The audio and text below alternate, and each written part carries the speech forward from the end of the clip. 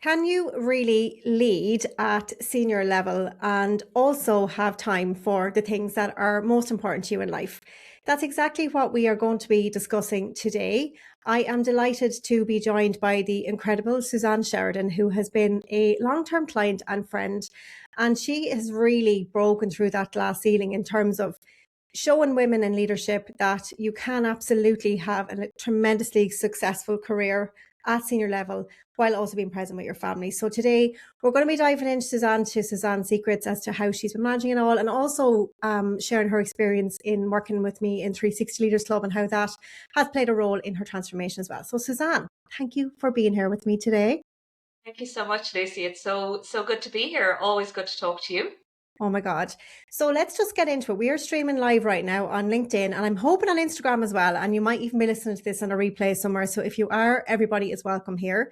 If you are watching live, if you can just comment into the chat, I'll try and keep an eye on the chat and let me know, if you have any questions for Suzanne, or if anything comes up afterwards, you can pop them below as well. And myself or Suzanne will do our best to answer anything from you.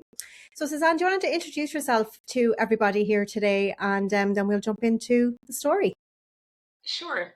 So my name is Suzanne Sheridan. I am a mom of two girls. So Cara is 9, Erin is 6, and I'm a wife. I am a friend, sister, daughter, all the different roles, and I'm also the vice president of commercial operations for the distribution business of Thermo Fisher Scientific, based in Ireland. I moved back here about, actually, it's 3.5 years ago now. It's crazy. It's gone really quick. But I moved back from the States. I spent quite a bit of time working over in the States and moved back. And I now lead an incredibly talented team of 500 team members. And we have responsibility for Europe, Middle East, and Africa. So that's me. So you're not a bit busy then? No, sounds like it's a breeze. Like you didn't just arrive back from on a flight an hour and a half ago.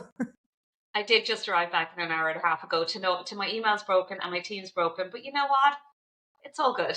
It's We'll all figure good. it We're out. here together. So thank you for being here. And for anyone watching who doesn't know me, my name is Lucy Gurnan. I am an executive coach and founder of 360 Leaders Club, a professional development membership for women in senior leadership like Suzanne, and lots of you are watching who want to lead with confidence without actually sacrificing yourself, and really accelerate your career without self-sacrifice, which is what we're going to talk about today. So Suzanne, let's start with your story. The first time we met, I distinctly remember us being on a call, and you were in the US at the time, and you were feeling burned out. Let's go back to that point as to where you were maybe three and a half, 4 years ago. So I was living in the US, and COVID had hit, and we made a decision as a family that we were going to move back. We wanted to move back to Europe, and I was looking for roles to basically get the family back to Europe. And I took a role, but I also had to, sell our house. We had to get the kids sorted with new schools, and the role was on the European time zone. So I was living in the US, and I thought I was superwoman, and I could get up at 2 or 3 every morning, work on European time zone, and then continue to work until 5 p.m. US time. And I did that for 6 months, and I just got to a point. It was a new job. There was so much going on in our personal life with getting like everything organized to move back and moving. If anyone has moved from overseas, it's a process. It's quite intensive anyway. And when you're trying to learn a new job, a new team, and work in a different time zone and think you're superwoman, it just all came crashing down. So I really felt that I I couldn't do it all. I, and I kept saying, well, when this happens, it'll be fine and I'll get balance again. But that never happened. And my final tipping point was, I said, well, when I'm right on the right time zone, right, when I'm back in Europe and I'm on the right time zone, then I'll have the balance that I want, and everything will be fine. But that didn't happen. We moved back, and I just felt like completely overwhelmed, not myself, and I needed to do something different, which is when I reached out to you for the second time, which was when I realized that actually moving back was not the answer, and I Mm. needed some additional support. Okay. Well, thank you for sharing that. And, I'm curious to understand, you said that, obviously you were literally working on a different time zone. You were in the middle of moving your family halfway across the world. You were, embedding into a new role, all of the things. So it was very obvious. Obviously, at the time, it made sense to wait and just be like, well, obviously, this is an atypical time. I'm going to be able to manage it. But then I'm also hearing then when you got back into the time zone and when everything should have been fine, it wasn't. So what was missing for you?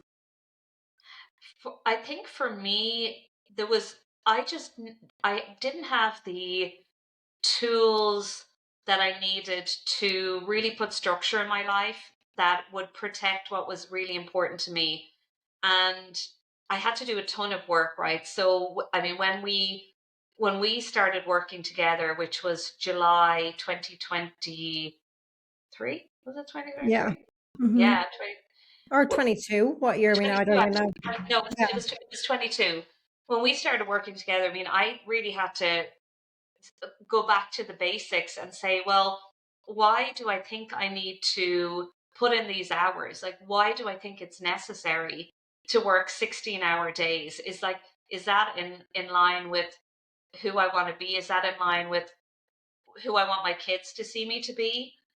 So I had to really, first of all, the first thing I did was um look at my values and really determine, well, what is the most important things to me, and ultimately that is my family, and I was not spending any time with them, so I was just totally misaligned with what was important to me. um and it made me also think about, like, do I need to make a different career decision? Like, because to your point, I actually thought, you know what, maybe it's not possible to accelerate my career and be a good mom and be a good friend and be a good wife. And I mean, I'm certainly not good at all of that at the one all of the time, but there is a way. I know now there's a way that you can actually do all of the things that you want. You just have to be really strategic in how you do it. Yeah. Oh my God, I love that.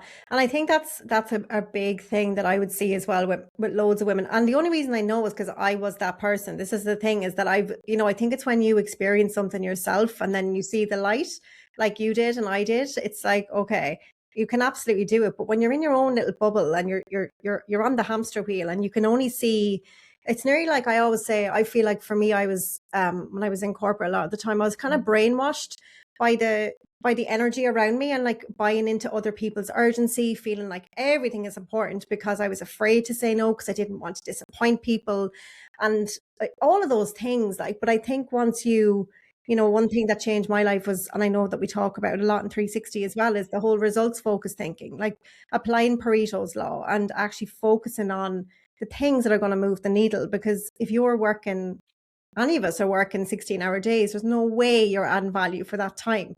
So when you talk about tools that you use to get more strategic and intentional, what kind of tools or tips did you use? So, I mean, the first thing, I'm actually now super structured, and that's intentional. So, I'm very focused on my goals. I remember someone that I used to work with, he's retired, and I always ask people that are retiring, I feel like you've got a different kind of perspective when you're retiring. I said, give me some advice, right? I'm not close to retirement, but give me some advice. And he said, just make sure that you don't sleepwalk through life. And I think it's super easy to sleepwalk through life if you don't get incredibly intentional about your goals. So I do quarterly goal setting, I do annual goal setting, I do weekly goal setting, and I don't just react to my calendar. So I'm the one who controls my schedule. I schedule my priorities. Um, the other thing that I've shifted a lot is I actually thought that success was measured on activity, and it's absolutely not. It's measured on results. And I have got more balance in my life than ever, and I'm achieving more than ever. I'm getting better results than ever while actually working less. So I think it's all around, if you focus on the results, if you're really strategic with your time, if you're very clear on your boundaries, like I'm very clear on my boundaries as well. And the other important thing, which I just it really hit home this year, and I'll tell you why, is around perfectionism. So, like most successful women, total perfectionist. And I've had to really, really let that go. And a good example of it was we just had our annual sales meeting the week before last, and the old Suzanne would have spent days and like every weekend in January preparing and planning and rehearsing and making sure that it was perfect and every word I said was perfect. I didn't do any of that. I was absolutely prepared. I spent the necessary time getting ready for it, but it didn't matter if I didn't say it exactly how I'd written down, or if I, made a mistake. I could cover up what I needed to do, and I didn't spend any weekends working on it, and it was a great success, and we had a fantastic sales meeting. So I think it's a combination of multiple things. They're just a few of them. I love that. I love what you said about, you used to think success was measured on activities when now you know it's measured on results. And I think if Yeah, anybody was to take one thing from this live, it is that, because if you are really able to focus on what are the results or the outcomes, what am I actually trying to achieve, the rest of it is noise, right? The rest of it is noise, right? But yeah, there's one thing that I would see obviously a lot with women as well. Not all women, obviously, but women like me or you who have struggled with this is especially the high achievers, right? So when you're a high achiever and you're a high performer, you get this like dopamine hit from the recognition, right? So you're constantly trying to be yeah. better, do better, be the best, so you get the recognition. But what happens then is you get the recognition, and then very quickly that dopamine hit goes away. So it kind of inspires you to do more. So two things I'd love to know from your perspective is, you're still a high performer, like you've just won a leadership award, like you're doing incredible in work, all of that. How do you, remove the need for that, maybe that external validation that maybe you used to have needed? And what I mean by that is, I don't believe anyone doesn't crave external validation. I do. Of course we do. We're human. We want to connect. We want to belong. But it's when you're putting all of your worth or all of your power in someone else's hands, it's a dangerous place to be. So how did you break that part? So I really focused on what makes me happy. And it's like I think about it almost like I was a big car person, right? I loved like a new car, and this, the joy with having a new car, but it wears off so quickly, right? So it's kind of like that, right? It's absolutely great. And of course you want to know you're doing a good job. And it's always nice to hear that you're doing a good job. But if that's the only thing that motivates you, there's going to be days where you don't do a good job, and you need to be able to reach inside and know that actually you're good enough regardless, and you don't need that external validation, and that there's something deeper inside that's actually driving you. So it's around my values, and I like it, and of course it's important, but it certainly isn't. I definitely don't crave it. It's not something that I necessarily seek out. And same way as like, I don't really need a new car every year anymore. Like Did you not, hang on, did you not just get a new car well, last that year? was 15-year-old, and it was last year. I mean, I We will, still like them, we but will it's talk about not. that. The novelty goes very It quickly. does. If it's things or external people, the novelty does wear off pretty quickly. Yeah, 100%. And I remember, obviously in 360, we focus a lot on mindset. And I think that's foundational, right? Like it's foundational to really understand yourself.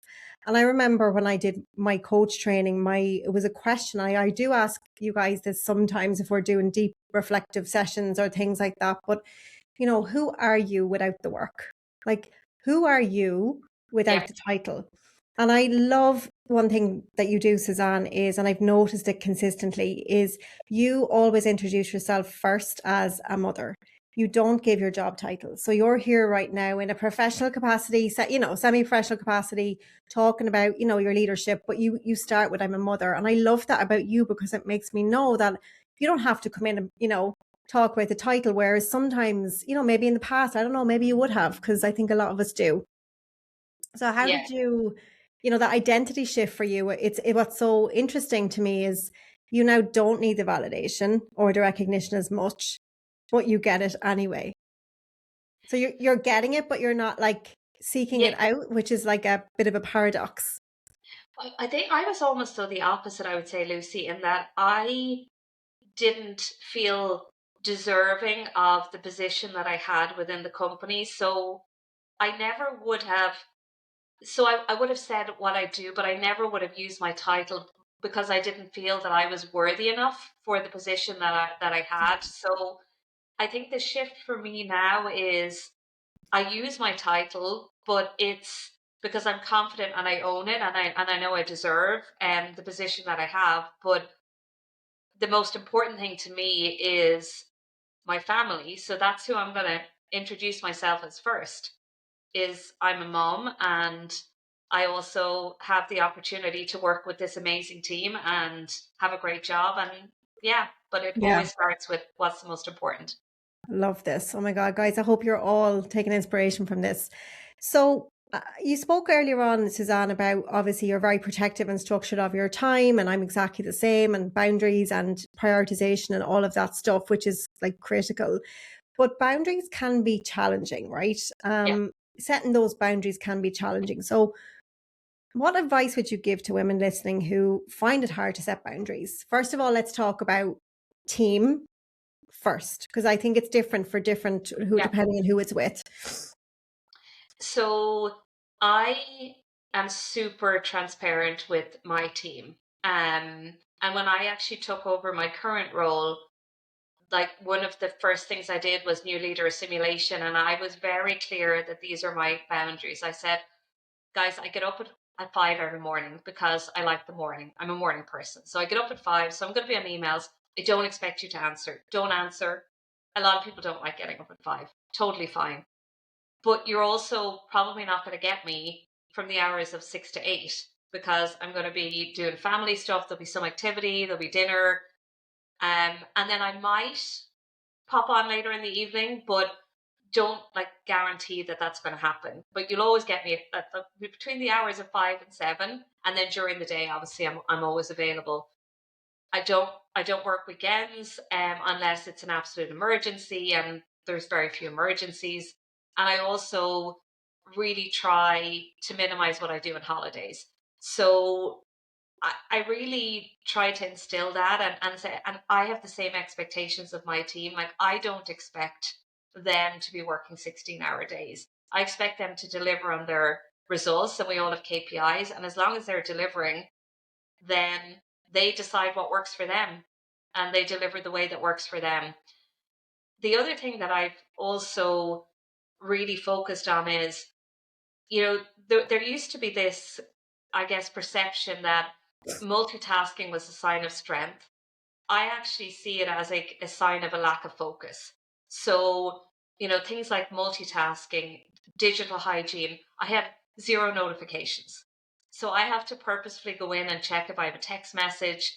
I have my husband as like an emergency contact. So if he rings, it bypasses everything else. But I don't have Teams pinging me. I don't have emails pinging me. I don't have, because it's just so distracting. So you have to just focus on what you need to achieve and spend the right level of time doing that.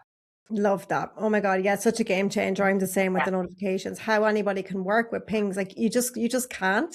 I love But I that. think sometimes people are, afraid to look like if they're unavailable, that they're, I don't know, like skiving off or not working if they're not on Teams, or, especially let's say with your superiors. I find a lot of the time, what would you say to people who find it difficult to say no to above, or to really challenge the above? Because sometimes our superiors don't actually know what else we're working on, and like the impact this request is going to have, really. Like, so how would you recommend people handle that? I'm fortunate that I've always had incredible leaders, and I'm super fortunate. My current leader is absolutely incredible. I was actually out for dinner with her last night, and she said to me, we were just chatting about general things, and she said, you really do have a good balance. And the old Suzanne would have taken that as an insult, like I'm not doing enough, or I need to work more, I need to put more hours in. And now I think, you know what? that's actually the best compliment you could have given me, because I know I'm getting the results that you expect, and I'm able to do it in a way that is healthy and shows good role model leadership. Now, I did, when we started working together, I did say to her that I do have, some pretty strong boundaries around like weekend working, and like I'm not going to respond at weekends, but I'll be on at 5 a.m. on Monday morning. So if you send me something, she works weekends, I don't. So she sends me something on a Sunday, I'll respond at 5 a.m. on a Monday morning. As long as you're really clear that this is how you work and this is how you're most effective, most leaders are going to respect that. I mean, I totally respect when my team say to me, I have to go and pick up my son from football at 5:30. So I'm not going to be on a call that starts at 5. Okay, that's fine. We'll work around that. So I think you just have to be honest about what works for you and what doesn't work for you. And again, if Yeah. you get results, it doesn't matter. Yeah, and I think it's even I think it's having the courage to remind, like if you're not as fortunate as Suzanne to have an incredible leader, who's your boss, and you have somebody who's not, and who maybe is a bit of a micromanager, or who has a fear. Like I've worked for bosses who have been like, tyrants going around the place because they're trying to like, not allow certain things to trickle up. And like, it's all of this pressure that is kind of being pushed down. It's a horrible place to be. And you're kind of going, but I think I find what's effective in managing people like micromanagers or pressure people who put pressure on you is just to make them feel like you're clear on the goals and the outcomes that they're trying to get you to achieve, like your KPI, you're solving this problem, and make them feel safe that, hey, listen, if I can't make this call today, don't worry about it, because I'm going to solve this problem this way. I think, back-to-back meetings and calls they're just the worst use of time for teams, because you're usually going around in circles, right? So I think it's about challenging yourself in that space. So I'd love to talk as well. I know, you talk a lot about, work-life balance, work-life blend. And, you mentioned earlier that, you do 5 o'clock, you're available at certain times. And I think one of the biggest misconceptions, I think, with work-life balance is not about, I work from 9 to 5 and then I have the perfect life in the evenings. For me, No. balance is about a feeling within you that you're feeling energized most of the time. Of course, we're going to be tired. That you're not burned out, that you're feeling joy in your work, and that you have time for the things that you love in life. For some people, that might be working 12 hours a day. Everybody is totally different. So, how do you? I know you have a bit of a beef with the word balance, right? Even though you've Yeah. said it a couple of times, I noticed, Suzanne. I do. um, I do. I know it's a word that people. Everyone does, yeah. Yeah, I mean, I try not to use it, but it's slipped in a few times. It's I don't like the whole concept of it being like up and down, like a seesaw, like a balance that, you've got, as you said, 9 to 5 work, then you've got like your evening, and you've got your weekends, and because it doesn't work like that. There's times when work is absolutely insane, and that's okay, right? You know that you have to put in the hours that you need to get it done, but then there's other times where you'll need to prioritize family things, and it's about that whole blend of your entire life. And the thing that actually I thought about on last Friday, I knew that I had accomplished strong work life blend when I didn't even know it was a Friday. When you don't even know it's a Friday, then you can say, I'm not living for the weekends. I'm just living my life. It's just another day. And that to me was kind of the epitome of work life blend, not knowing it's a Friday. Oh, I love that. Absolutely love that. And guys, Suzanne is a living, like I've worked with Suzanne now for about 3.5 years. And like, this is consistent. Like you have been running marathons.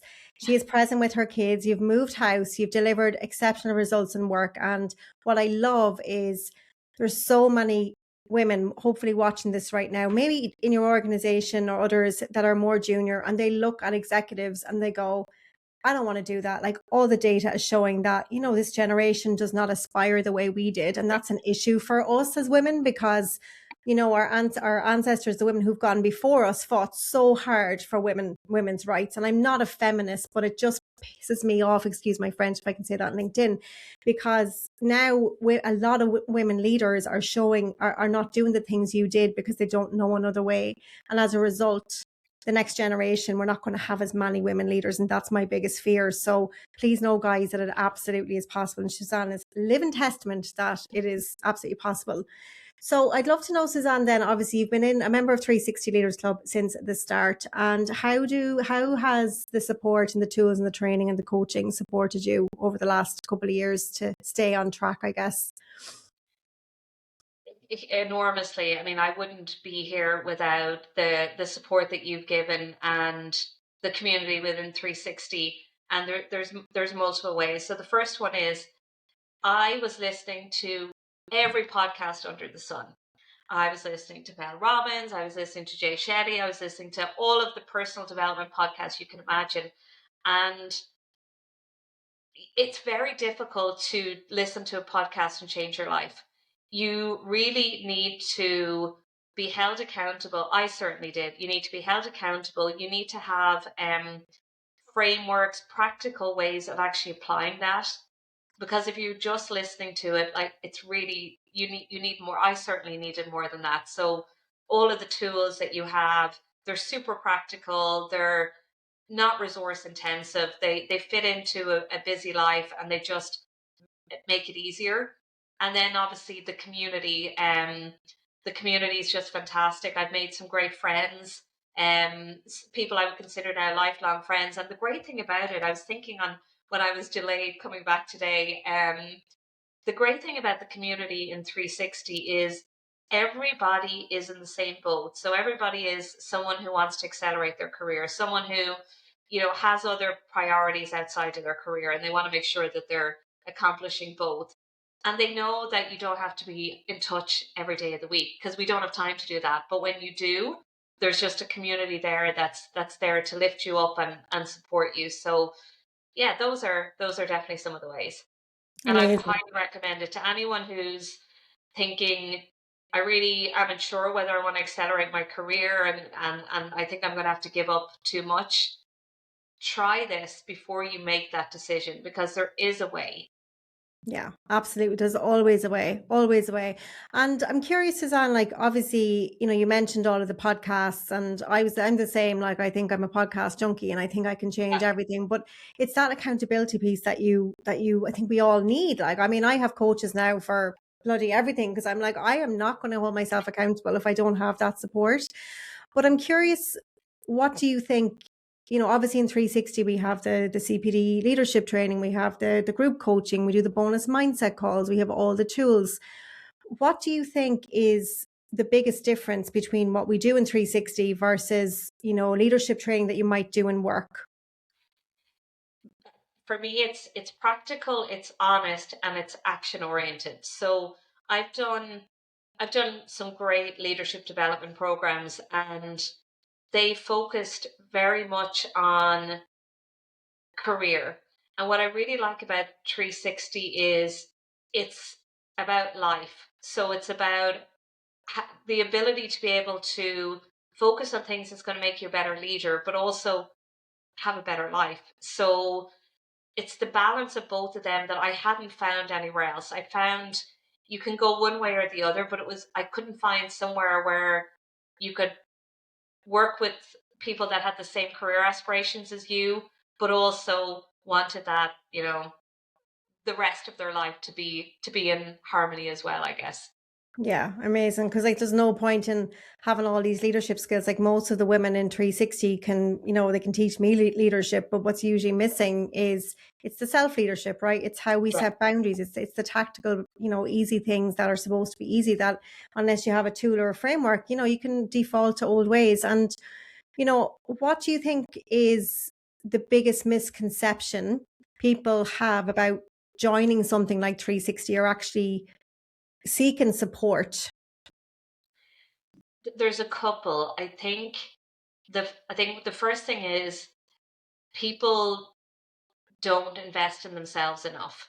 So either if you don't invest in yourself, nobody else is going to. And the investment that you put in yourself is going to bring you so much more in terms of a more fulfilled life, in terms of more time to do the stuff that you want to do, in terms of the ability to actually earn more because you're going to accelerate your career with, practical tools to do that. So people see the investment as, oh, I couldn't possibly invest in myself, I'll figure it out myself. And then they end up prolonging and never really accomplishing what they want to do. So I'd say investment is one. And then the other one is, as I said, it's you think you can do it yourself. And you can do it all alone. And leadership is lonely. I mean, as you accelerate your career, it becomes more lonely because you go from, having a lot of peers to having fewer peers. And this is a great way to a safe place that you can discuss leadership challenges, that you can learn, you can get your CPD accreditation, and you can also focus on things like nutrition and fitness and things that are just good for life in general. So it's the combination of it all. Fabulous. I love that. And why do you think, you mentioned the investment and you mentioned, we don't invest in ourselves enough. And I don't know, I often say I think a lot of that is an Irish thing. I don't know, maybe it's not. I think it's a woman thing as well. But who do you think, or sorry, why do you think that women in general, like we deserve to invest in ourselves? Like what has investing in yourself done for you? So it's given me a significantly better life than before I did. So I mean, there's no price to put on that. If I hadn't invested in myself, I really actually don't know where I would have been. I was at the point where I was looking, do I need to take a demotion? Do I need to ask for a different role? Because I didn't believe that you could do it all. So it's made my life significantly better, and it's worth every penny and more. And I continue to invest in different ways. And now I'm like on a fitness gig, so I've like invested in a coach, and so it's just a different way of investing, but it's all in making your life better. Yeah. And I think investing in yourself, it opens up something in you. I've seen it with myself, and I've also seen it with most of the women in 360, especially who, if they haven't actually invested in themselves, there's something really magic that happens when you, for the very first time in particular, when you said, you know what, I am going to invest this money in me. Because for me, what it did, I remember my first coach, she told me it was like 8K to work with her for 3 months. And I had never invested, not the color of that in the past. My organization would have always, luckily invested in me or whatever. And I remember it was such an alien concept for me. I was like, oh, that's a holiday, or that's like a car for my son, or like it's such a huge amount of money. But the second I did it, two things happened. The first thing was it literally boosted my confidence instantly, my self-worth, because all of a sudden I was like, okay, I've literally put this money into me is the first thing. And then the second thing it did was it made me go, okay, girl, you've invested in yourself. You better get the returns. So I was super, super committed. And since that time, it has now opened this gateway, like you said, to investing in other things. I have had a nutritionist, I had a health coach, all of these things that I never thought I deserved. And as a result, it has totally changed my life. You know me, I'm all about 360-degree success, which is why we call it 360 Leaders Club. It's just astounding. And I just think I want all women to know that, you deserve to invest in yourself, whether it's in 360 or something else, but please don't allow any limiting beliefs around money or not having the time or not feeling like you're good enough to hold you back. So what would you say to somebody who is sitting here thinking, okay, this 360 thing sounds great, investing in myself, okay, maybe will it work for me? Should I wait? What would you say to that person? I would say if you're watching this and you're thinking that something needs to change, but I don't know where to start, you need to start today. Like you have to make that leap and trust it and realize that you really have nothing to lose. I mean, if you're someone who has invested so much time in your career, which is clearly why you're listening to this, you've invested so much time in your career, it's now time to actually invest in yourself as well. And I would really, really encourage you to do that. And I guarantee that you're not going to regret it. I mean, I did it for years, and the sacrifice is not worth it. So hopefully, if I can help one person realize that actually it is possible to have success, balance, and happiness. It's taken me a long time. I'm mid 40s now, but just don't be the person that's standing in your own way. That's what I would say. Oh, love that. Suzanne, thank you so much for your time. Guys, anyone who, wants to reach out to me about 360, please just feel free to send me a DM. We can hop on a call, have a chat through and see if it's a good fit for you. Or if you want to send Suzanne maybe a message either, I'm sure Suzanne will be happy to share Absolutely. anything. Once she's a busy lady now, she has her boundaries, so you might have to wait some time. I might have to fit in her schedule, but that's okay. That's what we want. And we'll make time for what's important, which is helping other people. So Oh my yes, God. definitely reach out. Amazing.